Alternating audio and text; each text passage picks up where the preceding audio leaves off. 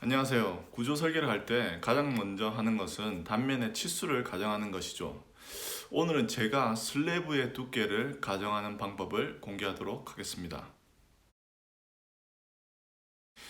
이 방법을 통해서는 숫자만 하나 기억하고 있으면 됩니다.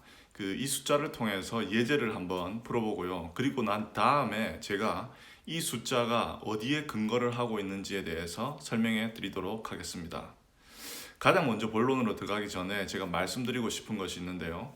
구조 설계에서는 정답이 없습니다. 여러 가지 방법들이 상황에 따라서 적절한 방법들이 될 수가 있죠. 그러니까 오늘 제가 말씀드리는 방법을 하나의 방법이다라고만 생각하지 마시고, 이 사람은 이렇게 해서 이런 이유로 저런 방법을 쓰는구나. 이렇게 한번 이해를 하는데 초점을 맞춰 보시고요. 그리고 이걸 보시고 스스로의 자기만의 방법을 만들어 가시기를 바랍니다. 구조물의 경우에는 그 구조물이 처한 상황과 그리고 또 그 구조물에 요구되는 요구사항에 따라서 그 구조 설계가 다 다르게 됩니다.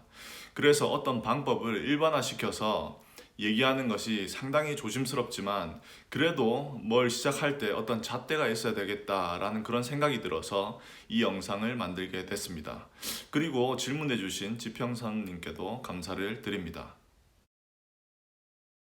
그럼 제가 사용하는 숫자를 말씀드리도록 하겠습니다. 제가 사용하는 숫자는 30입니다.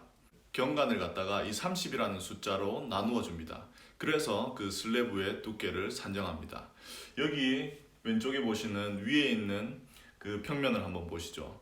여기에 까만색으로 되어 있는 것이 기둥이고요. 그리고 또 기둥은 보로 연결이 되어 있습니다. 그리고 또 그 위에 슬래브가 있어서 슬래브가 보 위에 얹어져 있고, 그리고 또 보가 그 힘을 갖다가 기둥으로 전달시켜주는 그런 수직 하중 전달 시스템을 가지고 있죠. 그럼 여기에서 슬래브의 두께를 한번 산정해 보도록 하겠습니다.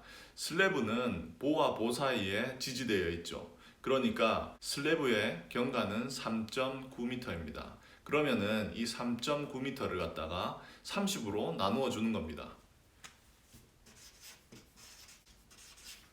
자, 이렇게 제가 3.9m를 30으로 나누어 줬습니다. 그러면은 0.13m라는 값이 나오죠.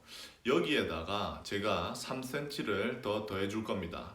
여기에서 3cm는 2cm는 피복 두께이고, 그리고 또 1cm는 그 지름의 주근의 직경의 반입니다. 그러니까 반지름을 고려해 준 것이죠. 그래서 식이 0.13 더하기 2 더하기 1 해서 0.16 미터라는 값이 나오게 됩니다.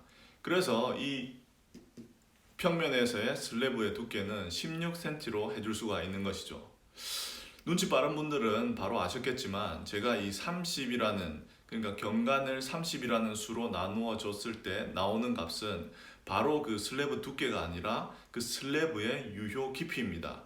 그러니까 슬래브의 그 위쪽 표면부터 그 주근의 지름의 중심선까지의 거리죠. 거기에다가 피복 두께를 더하고, 그리고 또 주근의 반지름을 더해서 그 최종 우리가 정해주고 싶은 그 슬래브의 두께를 계산해내 되게 되는 것입니다. 자, 그러면은 또 다른 예를 한번 살펴보죠. 제가 여기 밑에 그 플랫 슬래브의 경우를 한번 그려봤습니다. 우리나라 말로 무량판 구조죠. 그러니까 슬래브가 그 보나 거더나 이런 것들의 그 지지 없이 바로 기둥에 의해서 지지되는 그런 시스템입니다. 이 경우에도 경관의 그 길이를 갖다가 30으로 나누어 주면 됩니다. 여기 보시면은 7.9라고 적혀 있는데 제가 7.8로 해야 되겠네요. 계산은 딱 떨어지게 7.9로 해도 되는데 계산이 쉽게 7.8로 하겠습니다. 그러면은 여기 7.8을 갖다가 30으로 나누어 주면 됩니다. 그러면 7.8 나누기 30 0.26 미터가 되겠죠. 이것이 바로 이제 유효 깊이이고요. 여기에다가 그 피복 두께와 철근의 그 지름을 고려한 값을 더해주면 되죠. 그건 바로 0.26 더하기 피복 두께가 이건 미터고요. 2cm. 그리고 여기에서 그 그 철근을 고려해줘서 2cm를 더 더하겠습니다. 그렇게 되면 총 30cm가 나오게 되죠. 그렇게 해서 이 평면의 경우에는 슬래브 두께를 30cm로 해줄 수가 있다는 것입니다. 지금 잘 보신 분은 알겠지만 제가 첫 번째 예제에서는 그 철근을 고려할 때 1cm를 더해 주었고 두 번째 경우에서는 2cm를 더해 줬습니다. 두 개의 값이 다르죠. 그 이유는 첫 번째 그 평면은 이 슬래브가 한 방향 슬래브입니다. 그 말은 한 방향으로 힘의 전달이 거의 이루어진다는 말이죠. 그러니까 이 방향이 주방향이 되겠고요. 그리고 또 반대쪽 방향은 힘의 전달이 거의 없다고 봐도 무방하죠. 그래서 여기에서는 그 주근 하나만 고려해 주면 됩니다. 그래서 제가 여기에서는 주근을 갖다가 한 20mm 정도 된다고 그 가정을 했고요. 거기에 반지름인 1cm를 더해 준 것입니다. 그렇다면은 여기 두 번째 경우에서는 어떨까요? 두 번째 경우는 이방향 슬래브이죠. 그러니까 힘이 양방향으로 다 전달되는 시스템입니다. 그렇기 때문에 우리가 양방향의 그 철근을 고려를 해줘야 되겠죠. 이 철근은 위에 있는 철근 그리고 또 밑에서 그 90도로 그 직각으로 배근된 철근이 있습니다. 이 두 개를 다 고려해서 그 두 철근의 가운데 값을 제가 더해준 것입니다. 그게 이제 2cm가 되는 것이죠. 그리고 또 특히나 무량판 구조 같은 경우는 그 이방향 슬래브인 것 외에 기둥 주변에 펀칭 시어를 고려해 줘야 됩니다. 이것에 의해서 그 기둥 주변에는 조금 더 많은 양의 철근이 들어가게 되겠죠. 그렇기 때문에 그 철근의 지름도 커질 수가 있는 것입니다. 그것도 제가 미리 이렇게 고려를 해서 2cm라는 값을 정해준 것이죠. 이렇게 해서 우리가 슬래브를 그 경관을 갖다가 30cm로 나누면서 쉽게 슬래브의 두께를 계산해내 줄 수가 있는 것입니다. 자, 그럼 이제 30이라는 숫자가 어디서 나왔는지 그 근거에 대해서 설명해 드리도록 하겠습니다. 슬래브의 디자인에서는 대부분의 경우 사용성이 그 슬래브의 디자인을 지배하게 됩니다. 다시 한번요. 슬래브의 디자인은 사용성에 의해서 지배를 받게 됩니다.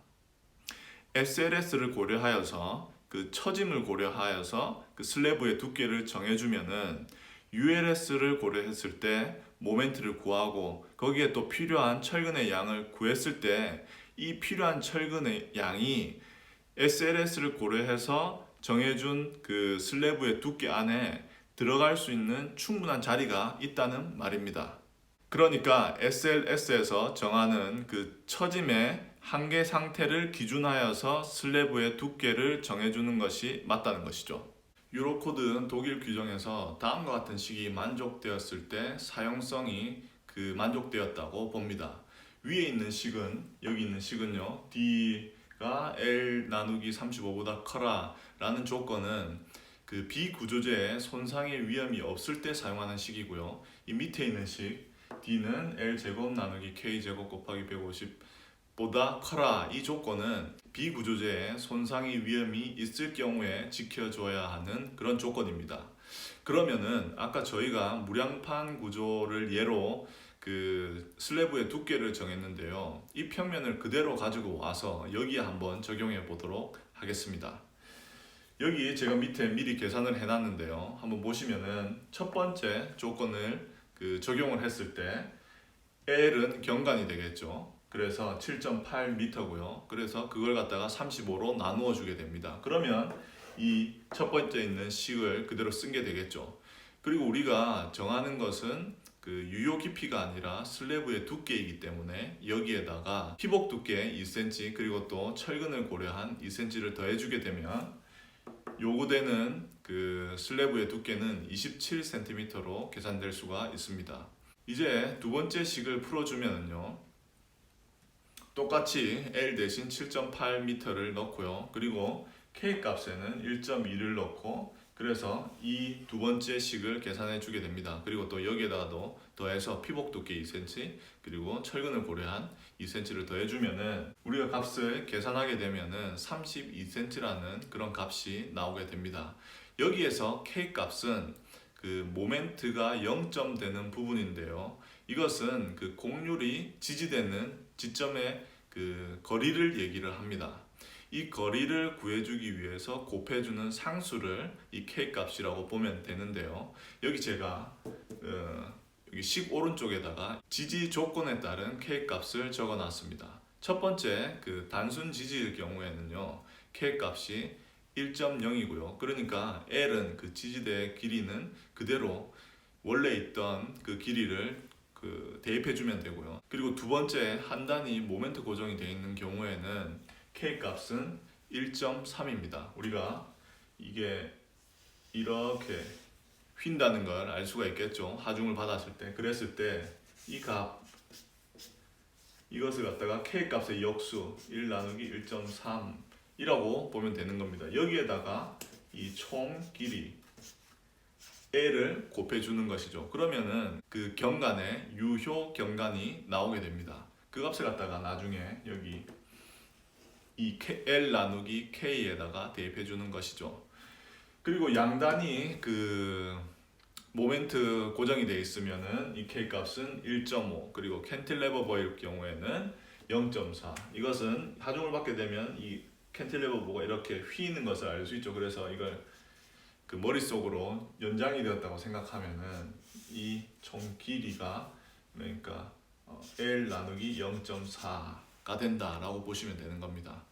그리고 마지막으로 그 플랫 슬랩일 경우에는 그때는 K 값을 1.2를 대입해 줘야 됩니다. 그래서 제가 우리 예제의 경우 플랫 슬랩이니까 그래서 1.2를 대입을 해줬습니다. 그래서 나온 값이 비교를 해보면은 첫 번째 값은 27cm고요. 두 번째 값은 32cm입니다. 먼저 첫 번째 식과 두 번째 식의 값을 비교해 보면은 두 번째 식이 좀 더 보수적인 식이라는 것을 알 수가 있죠. 두 번째 식을 썼을 때 좀 더 큰 슬래브의 두께를 우리가 정해줘야 됩니다.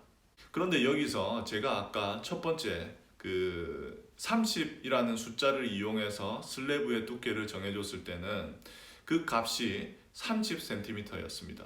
그러면은 이것은 규정에서 정하는 값인데 제가 이 규정에서 정하는 값 32cm보다 더 작은 값을 그 슬래브의 두께로 한 것이 되겠죠. 그러면 규정이 지켜지지 않은 것입니다. 우리가 여기 있는 이 식을 사용할 때는 그 조건이 따르는데요. 그것은 바로 처짐을 계산하지 않았을 때라는 조건입니다. 그러니까 처짐을 계산하지 않았을 때 이 식을 사용하면은 그 처짐의 조건을 만족한다라고 보는 것이죠. 그렇다면 이 식이 만족되지 않다면은 우리가 처짐을 계산해 볼 수가 있는 것입니다. 처짐을 계산해 줘서 그 처짐이 그 경계 값을 넘어가지 않게 그 디자인해 주면 되는 것이죠. 이때 그 경계 값이 또 그 유럽 규정에서 정하는 값이 있는데요. 그것은 바로 250분의 L과 여기 적을게요. 250분의 L과 500분의 L입니다.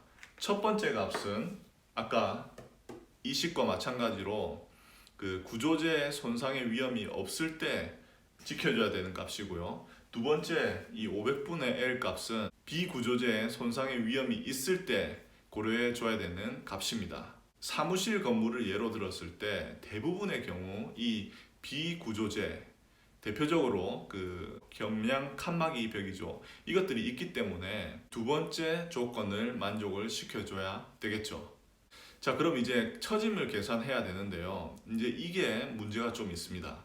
왜냐면은 이 처짐을 계산하는 게 만만치가 않거든요. 크리프, 그 콘크리트의 건조 수축, 그리고 또 콘크리트가 균열이 되겠죠. 균열이 가겠죠. 그러면서 강성이 또 줄어들게 됩니다. 그리고 철근의 양이 또 그 처짐에 관계를 하게 되고요. 그리고 또 텐션 스티프닝 같은 경우도 있죠. 이 모든 것들을 고려해 주어서 그 실제 일어날 수 있는 그 처짐과 가까운 값을 구해 줘야 되겠죠. 그런데 이것들을 모두 고려하여서 비선형 해석을 하기에는 시간이 너무 많이 걸리고 또 그렇게 돼서 비효율적이게 됩니다. 이런 비효율성을 피하기 위해서 독일에서 그 실무에서 사용하는 값이 있는데요. 그것은 사용 하중 아래에서 슬래브의 그 처짐을 구하는데요. 이때 처짐은 탄성 해석으로 구하게 됩니다. 그리고 나서 이 탄성 해석으로 구한 값에다가 곱하기 4를 해주는 거예요. 그래서 이 값이 그 250분의 L, 500분의 L보다 작다는 걸 보여주면은 그것이 이제 이때까지 경험으로 비추어 봤을 때 적절한 값으로 볼 수가 있다는 것입니다. 간단히 그림을 통해서 설명을 해보면요. 이런 간단히 단순 지지된 슬래브가 있다고 하고요. 이때 하중을 주는 거죠. 이때 하중은 그 한계 상태 하중이 아니라 사용 하중입니다. 이 사용 하중 아래에서 슬래브가 이렇게 휘게 되겠죠. 그러면 여기에서의 처짐 값이 델타라는 어떤 처짐 값이 생기게 됩니다. 여기 처짐 값에다가 곱하기 4를 해주고요. 이 값을 갖다가 500분의 L과 비교해 주는 것이죠. 여기서 500분의 L은 비구조제를 설치한 후에 생기는 처짐입니다. 그러니까 첫 번째 자중에 의해서 그 생기게 되는 탄성 처짐이나 그리고 또 그 위에 마감재에 의해서 생기는 탄성 처짐, 이것들은 제외한 값이고요. 여기에다가 이제 크리프와 뭐 건조 수축 이런 것들 다 이제 고려한 값이 500분의 L보다 작아야 된다는 것이죠. 자, 오늘 제가 얘기한 내용을 종합을 해보면요. 그 슬래브의 두께를 정하는 방법이 있는데 저는 30이라는 숫자를 사용합니다. 이 30이라는 숫자를 통해서 그 경관을 이 숫자로 나누고요. 그리고 거기에다가 피복 두께와 그 철근의 그 지름을 고려해야 해서 슬래브의 최종 두께를 고려를 해주죠. 그리고 또 이 30이라는 숫자가 어디에서 근거를 하는지에 대해서 말씀을 드렸습니다. ACI 318이나 KBC에서 그 비구조제의 손상을 고려해 줄 때 제한하는 처진 값이 제가 알기로 480분의 L로 알고 있습니다. 그러니까 유로 코드에서 정해주는 값보다 좀 더 그 큰 값이 되겠죠. 그러니까 그 30이라는 값, 그러니까 이 30이라는 값이 이때까지 제가 맡았던 프로젝트들, 봤던 프로젝트에서는 다 쓸 수 있었던 값입니다. 그러니까 이 값을 통해서 슬래브의 두께를 정해주면은 그 ACI나 KBC에서 정하는 규정도 맞출 수 있을 거라고 생각을 합니다. 오늘 제가 슬래브의 두께를 산정하는 방법을 공유를 했는데요. 그 보호와 기초 그리고 또 기둥도 그렇게 그 초기 단면을 산정하는 방법이 있겠죠. 이런 내용을 좀 더 다뤘으면 좋겠다라고 하시는 분들은 댓글을 달아주시면은 제가 이런 쪽으로 영상을 좀 더 만들어 보도록 하겠습니다. 좋아요와 구독 버튼을 누르시면 이 채널을 유지하는데 큰 힘이 됩니다. 그럼 저는 다음 영상에서 좋은 내용으로 다시 찾아뵙겠습니다. 감사합니다.